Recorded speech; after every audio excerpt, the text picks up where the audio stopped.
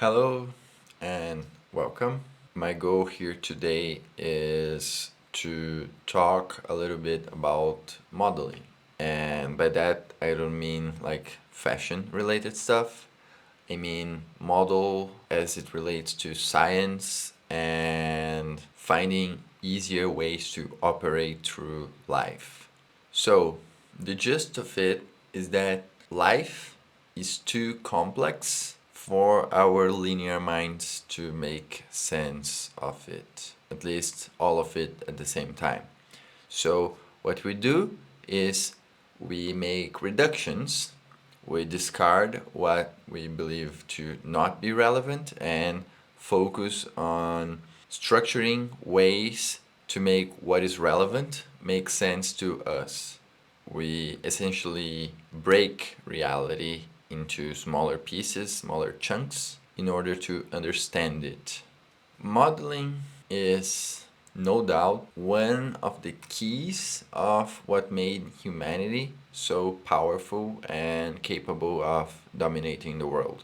Because since way back in the day, differently from other animals, we had the capacity of making a spear, throwing the spear, and then thinking to ourselves, why is it that the spear didn't hit the target? Was it just a mistake in the throwing act? Or maybe the spear was unbalanced? If it was unbalanced, why it was? Where was the weight? And where the center of gravity should be? We could make a mental image of the spear and compare it to our ideal spear or a spear we made 2 days ago and see what is it that needs to be improved, which coupled with our capacity to share our ideas, share our models, allowed for progressive accumulation of knowledge.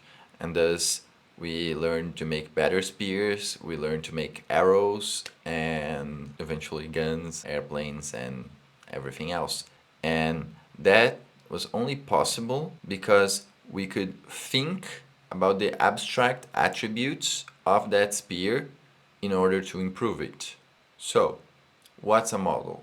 In essence, a model is a representation that can be used to describe or ideally predict how certain aspects of the world are going to behave. And amongst the countless examples of models, we have formulas, equations, computer simulations, descriptions, drawings, theories, physical representations.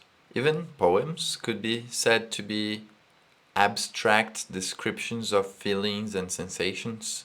In essence, anything that can be put into words, into language, is a model. Though, as is the case with physical representations, not every model can be put into words. So it's a very broad concept. And to understand how intrinsically connected modeling is to every aspect of our society, I think it's worth mentioning how nowhere is the usefulness of these tools as clear as when we talk about science. Because if you think about it, the scientific method is nothing more than the continuous attempt at making better and better models. You make a hypothesis, which is a model based on some observation you made, and then you test the model. You test its predictive power. And if the test confirms what you believe, you got yourself a theory. If it doesn't confirm, then you can scrap that model or at least attempt to make changes to it in order to be able to explain, because that's their end goal. They attempt to explain reality. And if it turns out that your model is very capable of explaining reality and how it works, then that's something that other people will value a lot. You can publish books about it and people start using it, and your model will become the mainstream interpretation of reality for as long as it takes for someone else to come up with a better model that has more predictive power than yours. And that's gonna happen eventually. Either because there was something that people wanted to know and that your model didn't describe. After all, they are by definition a reduction of reality, so they can't explain the whole thing. Or because somebody tested something that proved your model wrong. Unfortunately, that's all that can happen. Nobody can prove your model right because, as a description, as a representation of reality, they are not reality itself. So you can show that it can explain some aspect of reality, but the model will never be reality. And that's why when we talk about science, it's so important the concept of falsifiability, the ability of a model to be proven false. A good scientific model can be tested, which means that there are many good models that either can't effectively be tested or simply haven't been tested yet. And that might be due to a myriad of reasons. It could be a lack of technological expertise, it could be a lack of funding, it could be due to the difficulty of quantifying the subjective experience of people. If you want to know the effects of different mindsets on how people react to you, for example, you're gonna have a very hard time testing that, because how do you control if a person has a certain worldview or not? How strongly they believe in what they believe? There might also be ethical considerations in regards to how you would test your hypothesis, or in certain cases, you could have problems because your model either deals with too large a time scale or with too complex an object in order for you to test it. So, if you want to talk about the effects of a certain chemical waste in the environment, how are you gonna test that? Are you gonna throw waste in the environment? And even if you do, there are so many other things affecting the environment that it's very hard for you to isolate the cause. If you want to talk about global warming, for example, you are going to have to deal with both a very complex object and a very large time scale. And the result of all that is that it's very nice when we can base our decisions off of a scientific consensus and have models that are backed by thorough testing. But when it comes to day to day life, that's often not possible. And we have to rely on models that are at least partially sustained by belief, by faith. And that's okay, because the truth of it is that even if we had good scientific models for everything, we probably wouldn't use most of them. And that's because many of the models that we use are very intrinsic to us and based on our own experiences of life, that even a solidly tested model that proves our suppositions wrong would have a very hard time displacing them. So, to exemplify, let's say we have two people. One of them lives in a third world country, a very violent country, and the other one lives in Finland. Each of these people will have a personal model of what is human behavior and how people act like. And they are probably going to be very different models. The person from the more violent country might have the supposition that people are inherently untrustworthy, and that's a model that works for them because it keeps them safe. If they don't have a little bit of mistrust all the time, they might get backstabbed or something like that. The person in Finland, on the other hand, and I might be talking out of my ass here because I've never lived in Finland, so I don't know how they think, but I imagine they would have much less reason to mistrust others. And who knows, maybe if you live in a rural and isolated area way up north when you can have very little sunlight daily, being mistrustful of others can lead you to end up feeling much more isolated than in a urban tropical environment. That's just an example. Now, we could probably arrive at some model that can be somewhat tested hypothetically, where you compare how people act in different countries. And so let's say we have this, a very sophisticated model that takes into account the peculiarities of each place and environment. And we take this model and we show to these two people. Are they going to use that model and say, okay, now that I'm in this place, the model suggests I act this way, and when I get to that place, I will start acting that way? Or is it more likely that when they go to the other place, they maintain their perspective on people, maintain their views of how they're going to be treated, and so continue to act based on the model that they had internally, even if it's less well tested and less scientific than the other model? To me, at least, it's very clear that the model that will be used is the model that better explains the person's life story. So it's not about the amount of evidence. A person can have been treated very well very often, but if once they were mistreated by someone they loved, for example, that will have a much larger impact in how they perceive the world. And so they will have an skewed perspective on human behavior. And that's not just about how people act. Let's say, for example, one day you were very sick and you took a specific type of medicine and it didn't work, and then 2 hours later you took another type of medicine and you started feeling better. That will probably have much more weight to you than data.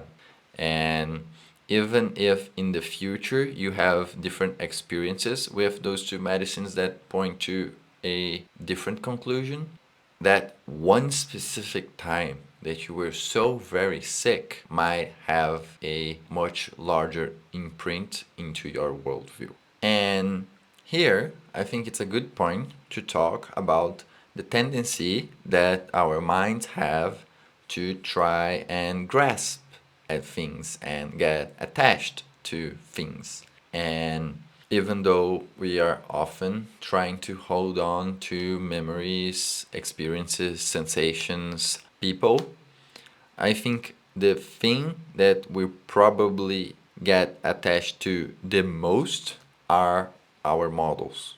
And when that happens, it can be very problematic because when we start to love a model, we often forget that it, by definition, can't be true. In other words, we tend to see that model as if it was the reality that it is trying to describe. Even a hypothetical model that is never proven wrong will always carry with it a certain set of assumptions that it needs in order to be considered accurate. So even timeless classics like E equals mc squared depend on those certain premises to have any value. So, say in the future, if our understanding of mass or our understanding of energy changes, we may end up in a scenario where suddenly the model seems kind of incomplete. And the tendency is that as our understanding of the world improves, more and more variables will be needed in order to make accurate descriptions of things. But remember, that doesn't mean that the old models are no longer true. And I think we all know a clear case of this with Newtonian physics. The old models, if they can still predict things, they are still useful, even if we know that they don't show the whole truth. Why? Because no model shows the whole truth. They are all descriptions. And a description is a good description as long as it's a useful description.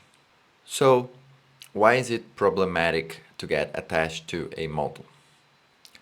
It is problematic because since growing is in part the process of getting better and better models, if you get attached to the current one that you're using, you will kind of cease to grow.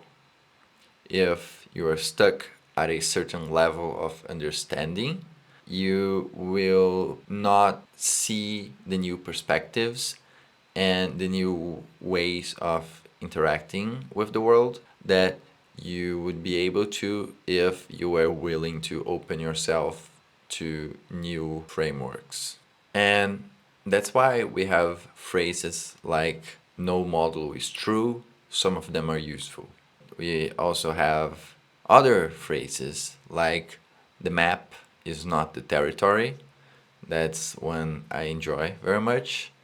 And also the Tao that can be named is not the eternal Tao. This last one showing that we already saw the wisdom of being able to tell description from reality for a really long time now. But I guess the fact that our intellect is capable of doing so much for us, and the fact that models are also a key piece in all that we have achieved so far, kind of justifies this strong attachment that we tend to get towards them. And so we still go through our days thinking our understanding matches reality perfectly, and often realizing that's not the case, or even worse, not ever realizing that's not the case. And when we do, more often than not, we just adopt a new model and start to believe that that is the actual truth. But I guess we shouldn't fault ourselves for that. After all, these models have done so much for us that it's more than understandable that we would grow so close to them. And that's probably never as true as it is when it comes to our own model of who we are. We even have a specific name for that. We call it the ego, which is nothing but a model of ourselves, a description with which we have developed an insurmountable amount of attachment. So, if you're going to take anything from this video, take this. Models are a very important part of our relationship with reality. In my video about worldview, I named it as one of the 3 pillars of our worldview. I use the term tools there. A model is a tool. But as the important thing that they are, we should try and keep a very close watch to which ones we're using and when, because if you're not aware of how they're influencing you, their power over you only increases, and thus your agency decreases. After all, if you don't know why you are making decisions the way you are making them, you are not really in control of those specific decisions, nor of your life in general. So, as a self-development and sense-making focus channel, I suggest to you to take a hard look at how you model the things that are important to you and how attached you are to them, which means essentially how much do you need them to be true in order to continue to operate in your day-to-day life. How lost you would feel if a new event or fact unfolded that showed to you what you once believed is no longer true. And rest assured, you will have some type of model that is dear to you, be that a political ideology, a religion, or even simpler things. But you will have something. And that's what I had for today. I hope you enjoyed the video. If you did, feel free to leave a like, a comment, or even subscribe to the channel. And for me, I hope I will see you on the next one. Bye.